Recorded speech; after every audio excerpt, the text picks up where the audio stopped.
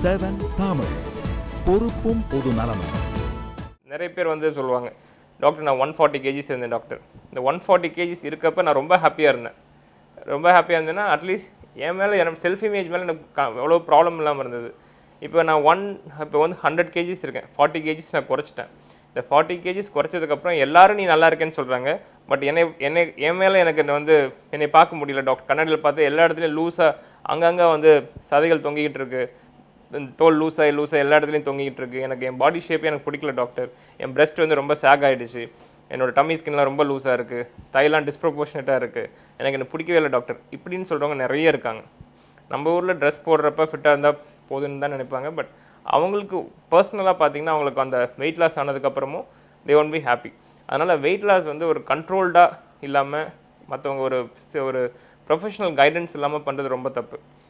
நம்ம நினைக்கிறது, நம்ம படிக்கிறது எல்லாத்தையும் வச்சுட்டு நம்மளே ஒரு ஃபார்முலா க்ரியேட் பண்ணி பண்ணுறது வந்து ஒரு ஃபியூ கேஜிஸ்க்கு ஓகே. பட் இதே வந்து மேசிவாக வெயிட் லாஸ் பண்ணோம் அப்படிலாம் இருந்துச்சுன்னா ஒரு ஸ்ட்ரக்சர் பண்ணி பண்ணுறது தான் வந்து ideal way of doing it. இந்த ஸ்கின் லூஸ் ஆகிறப்பே அவங்க ஒரு மசாஜ் ஸ்டார்ட் பண்ணிடணும், அப்போ தான் ஸ்கின் டோன் மெயின்டைன் ஆகும். இந்த மாதிரி நிறைய விஷயங்கள் இருக்குது.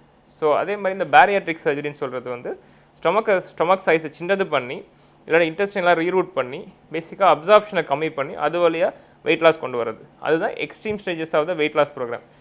ஃபஸ்ட்டு எடுத்தோன்னு அதுக்கு போகாமல் எப்போ வந்து நம்ம மற்றதெல்லாம் ட்ரை பண்ணி வரலைங்கிறப்ப இந்த பேரியாட்ரிக் சர்ஜரி ப்ரொசீஜர்ஸை கன்சிடர் பண்ணணும். டெஃபினட்டாக இது நிறைய பேருக்கு யூஸ்ஃபுல்லாக இருக்கும். அதுவும் எஸ்பெஷலி டயபெட்டிஸாக இருக்காங்க, ஹைப்பர் டென்ஷன் இருக்காங்க, அதாவது கோமாபிட் ஃபேக்டர்ஸ் சொல்லுவோம். இது மாதிரி இந்த டயபெட்டிஸ், ஹைப்பர் டென்ஷன் மாதிரி அதர் டிசீஸஸோட அசோசியேட்டடாக டயபெட்டிஸ் இருந்துச்சுன்னா, இந்த ஒபிசிட்டி இருந்துச்சுன்னா, இந்த ஒபிசிட்டியை வந்து நம்ம கிளியர் பண்ணுறதுனால இந்த டிசீஸ் ப்ராசஸும் கிளியர் ஆகுங்கிறது தான் அந்த பேசிக் கான்செப்ட். ஸோ அது மாதிரிலாம் டெஃபினட்டாக நம்ம பண்ணணும். இப்போ 140 கேஜிஸ் டயபெட்டிஸ் இருக்குது, ஹைப்பர் டென்ஷன் இருக்குன்னா டெஃபினட்டாக தேர் இண்டிகேட்டட் ஃபார் சர்ஜரி. இது மாதிரி ப்ரொசீஜர்ஸ் முடிச்சுட்டு என்ன ஆகும் பார்த்தீங்கன்னா 40 கிலோ, 50 கிலோ, 60 கிலோ இதெல்லாம் வந்து ஒரு பீரியட் ஆஃப் இயர் குறைவாங்க. அந்த 50-60 கிலோ குறையிறப்ப என்ன ஆகும், பாடியில் இருக்க எல்லா பார்ட்ஸும் லூஸ் ஆகி ஸ்கின் வந்து ரொம்ப தொங்கும். இது நம்ம அன்அவாய்டபிள். ஏன்னா நம்ம ஒரு 10 கிலோவுக்கு வந்து ஸ்கின் லூஸ் ஆகாமல் கம்மி பண்ண முடியும், மெயின்டைன் பண்ண முடியும். பட் 60 கிலோலாம் குறையிறப்ப கண்டிப்பாக ஸ்கின் சாகிங்கிறது ஒரு part of the problem, part of the whole process. இந்த ஸ்கின் சாகிங் எங்கெங்கெல்லாம் வரும்னு பார்த்தீங்கன்னா, அவங்க ஆமோட ஸ்கின் வந்து அப்படியே தொங்கி போகும். ஸோ அவங்க ஸ்லீவ்லெஸ்ஸே போட முடியல டாக்டர், எனக்கு லேடிஸ் எஸ்பெஷலி இங்கே அப்படி தொங்குது டாக்டர், இதுக்கு நம்ம வெயிட்டாக இருக்கப்போ கூட எல்லோரும் பார்த்தா ஒரு ஷேப்பாக இருக்கேன்னு சொல்லுவாங்க, இப்போ ஒன்றுமே இல்லைன்னு சொல்லுவாங்க. இந்த மாதிரி ஆர்மில் வந்து ஸ்கின் லூஸாக தொங்குறதுக்கு வந்து ட்ரீட்மெண்ட் கால் ஆர்ம் டக்குன்னு சொல்கிறது, ஆர்ம் லிஃப்ட்னு சொல்லுவாங்க, ஆர்ம் டக்குன்னு சொல்லுவாங்க. பேசிக்காக என்ன பண்ணணும்னா இங்கே இருக்கிற எக்ஸஸ் ஸ்கின்னை கட் பண்ணிவிட்டு நம்ம வந்து ஸ்டிச் பண்ணணும்.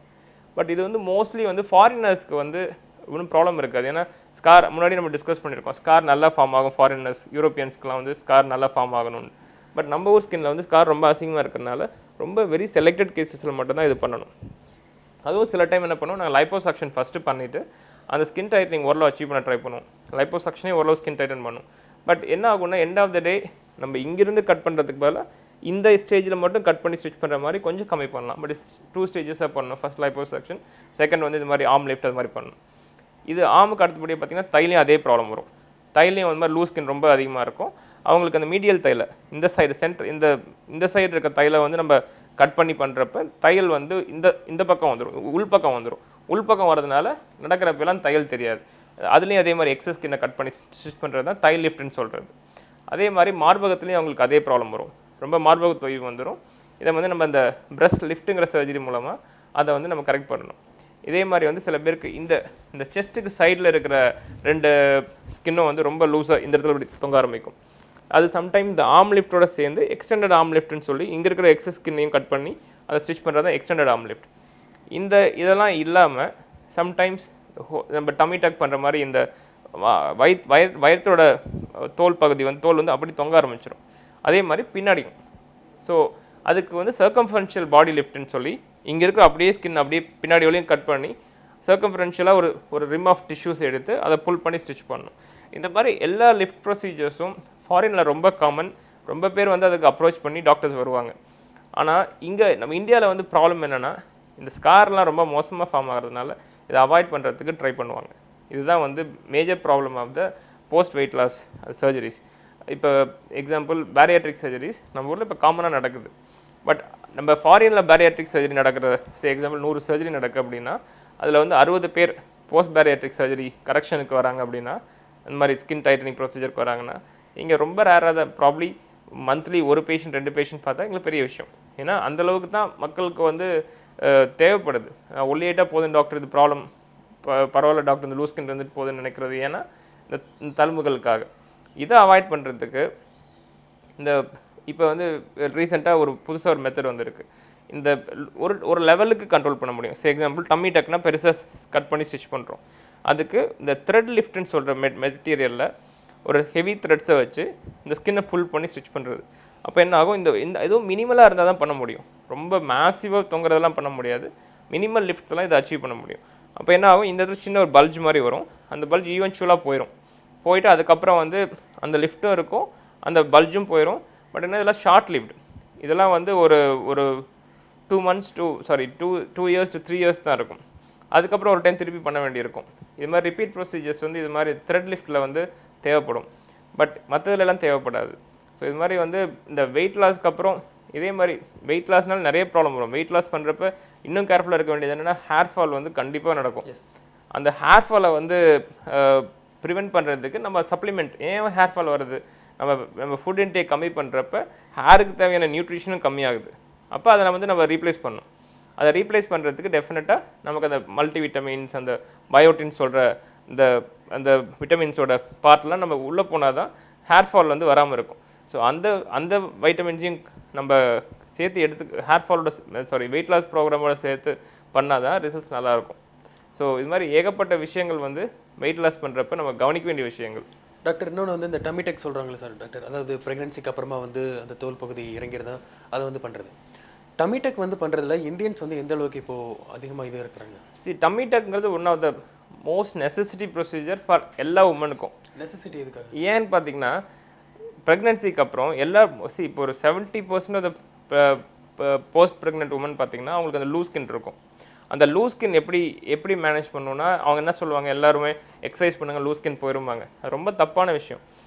டெஃபினெட்லி எக்ஸசைஸ் பண்ணணும், டம்மி எக்ஸசைஸ்லாம் பண்ணணும். அது மசில் டோன் பண்ணுறதுக்கு. நம்ம எந்த எக்ஸசைஸ் பண்ணாலும் மசில் தான் டோன் அப் ஆகும். மேலே இருக்க ஸ்கின் வந்து டைட்டன் ஆகவே ஆகாது.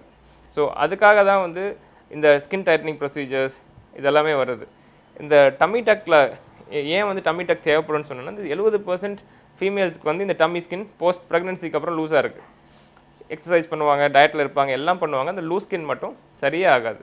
அந்த லூஸ் ஸ்கின்னை எக்ஸஸை கட் பண்ணிவிட்டு அதை வந்து நம்ம புல் பண்ணி ஸ்டிச் பண்ணுறதுக்கு பேர் தான் டம்மி டக். இந்த டம்மி டக்கில் வந்து 2 வகையான டம்மி டக் உண்டு. சில பேருக்கு வந்து இந்த லோயர் பார்ட் ஆஃப் நேவலுக்கு கீழே இருக்க தொப்புளுக்கு கீழே இருக்கிற பார்ட் மட்டும் ரொம்ப தொங்கிட்டு இருக்கும். அப்போ மினி டம்மி டக்குங்கிற ப்ரொசீஜரில் வந்து இந்த எக்ஸஸ் ஸ்கின்னை மட்டும் கட் பண்ணிவிட்டு நம்ம கீழே ஸ்டிச் பண்ணிடுறது. ஸ்டிச்சஸ் வந்து அவங்க அண்டர்கார்மெண்ட்குள்ளே போயிடும். ஸோ அதனால் வந்து ஸ்கார் பெருசாக தெரியாது. சின்ஸ் ஸ்கார் வெளியில் தெரியாது, பெருசாக தான் இருக்கும், பட் வெளியில் தெரியாது. இன்னொரு ப்ரொசீஜர் பார்த்திங்கன்னா, அந்த நேவலுமே ரொம்ப ஹேங் ஆக ஆரம்பிச்சிருக்கும். அப்போ என்ன பண்ணணும், நம்ம நேவலையும் கட் பண்ணி அதை மேலே லிஃப்ட் பண்ணணும். அப்போ என்ன பண்ணணும்னா, நேவலுக்கு மேலே இருக்கிற ஸ்கின் வரலும் கட் பண்ணி எடுத்துருவோம். நேவலை ரீபொசிஷன் பண்ணி கரெக்டான பொசிஷனில் நம்ம மேலே வச்சுருவோம். அப்போ என்ன ஆகும், டம்மி டக் ப்ளஸ் நேவல் ரீபொசிஷன், இது பேர் ஃபுல் டம்மி டக்குன்னு சொல்லுவோம். இந்த டம்மி டக் ப்ரொசீஜர்லேயே வந்து இப்போ சில பேருக்கு வந்து மைல்டாக தான் இஷ்யூ இருக்கும். சரி, எனக்கு எக்ஸஸ் ஃபேட் கூட இல்லை டாக்டர், ரொம்ப லூஸ் ஸ்கின் கூட இல்லை டாக்டர், பட் வந்து எனக்கு அந்த ஸ்கின் ரிங்கிள் ஆகி ஒரு மாதிரி பார்க்கவே அருவருப்பாக இருக்குது டாக்டர்னு சொல்கிறவங்க இருக்காங்க. அவங்களுக்குலாம் வந்து நான் சர்ஜிக்கலாகவே நிறைய ஆப்ஷன்ஸ் இருக்குது. நான் சர்ஜிக்கலாக ரேடியோ ஃப்ரீக்வன்சின்னு ஒரு எனர்ஜி இருக்குது. அந்த எனர்ஜியை வந்து நம்ம இந்த ஸ்கின்னில் வந்து நம்ம அப்ளை பண்ணுறப்ப இட்ஸ் பேசிக்லி ஒரு மசாஜ், ஹார்ட் மசாஜ் மாதிரி தான் இருக்கும். அந்த ப்ரோப் வச்சு நம்ம பண்ணுறப்ப என்ன ஆகும், அங்கே டேமேஜ் ஆன கொலாஜன் ஃபைபர்ஸை ரிப்பேர் பண்ணும், புதுசாக ஒரு கொலாஜன் ஃபைபர்ஸையும் ஃபார்ம் பண்ணும். அப்போ பழைய ஸ்கின் அந்த லூஸ்னஸை விட டைட்டன் ஆகிறதுக்கு நிறைய சான்சஸ் இருக்குது. யாரும் இது மல்டிபிள் சிட்டிங் பண்ணணும். ஒரு 10 days கேப்பில் ஒரு 6 sittings to 8 sittings பண்ணால் தான் ரிசல்ட்ஸ் நல்லாயிருக்கும். இதுதான் வந்து இந்த டம்மி டக்குங்கிற ஒரு ப்ரொசீஜர். ஓகே டாக்டர், இன்னைக்கு ப்ரோக்ராமில் வந்து நம்ம வெயிட் லாஸ் பற்றியும் பேசணும். அதே மாதிரி கொலஸ்ட்ரால்ஸ் எல்லாமே வந்து அந்த இதெல்லாமே ஃபேட் எல்லாத்தையுமே எனர்ஜியாக கன்வெர்ட் பண்ணி பண்ணுற நிறைய சர்ஜரிஸ் பற்றி எல்லாமே பேசணும் டாக்டர். ரொம்ப யூஸ்ஃபுல்லாக இருந்தது. ரொம்ப நன்றி டாக்டர். தேங்க்யூ. நேயர்களை மீண்டும் நாளை சந்திப்போம். வணக்கம்.